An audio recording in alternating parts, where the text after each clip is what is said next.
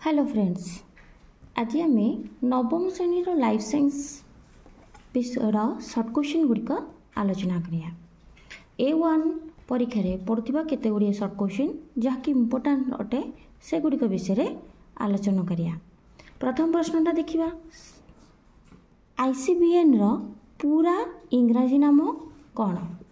यार पूरा इंग्राजी नाम हूँ देख international code of biological nomenclature. द्वितीय प्रश्नटी हूँ देख प्रजातिर वैज्ञानिक नामटी केउं शब्दरू आसीची? यह हूँ आमर लाटिन शब्दरू आसीची।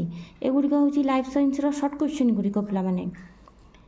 केउं वैज्ञानिक को आधुनिक उद्भिद और प्राणी मानकर श्रेणी विभाग पद्धतिर जनक बोली कहा जायछि?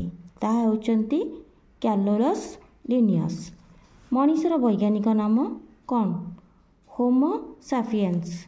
तापर देखिया, संधिबद्ध प्राणी मानकर बाह्य आवरण केउं जैविक पदार्थ रे तैयारी होई थाए? ताहा होची काइटिन।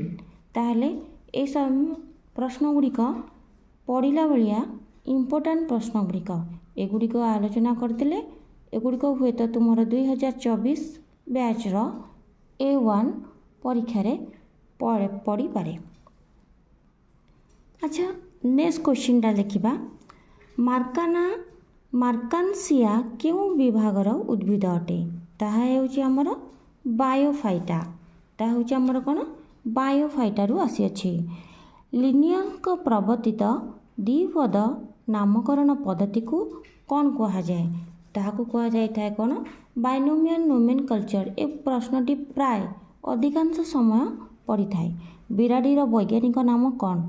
Felis domestica.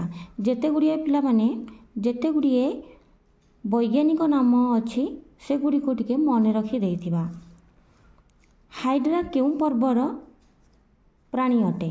ताहा होची कोन सिलेंटेरेटा। हाइड्रा केउं पर्वर प्राणी अटे? ताहा होची कोन सिलेंटेरेटा।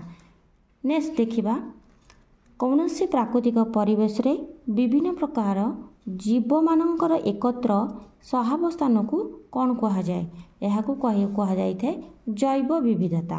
यह कौन कहा जाए ना जैव विविधता। ए क्लास रे मु तुम कि इम्पोर्टाट 10टी सर्ट क्वेश्चन आनी। नेक्स्ट क्लास चेष्टा करी अनेक गुड़िए आउ प्रश्न गुड़िक आउ तार उत्तर तुम मानक आनियापी। जदि ये क्लासटी तुमको भल लगी पिला या शेयर और सब्सक्राइब करने को भूलिब नहीं।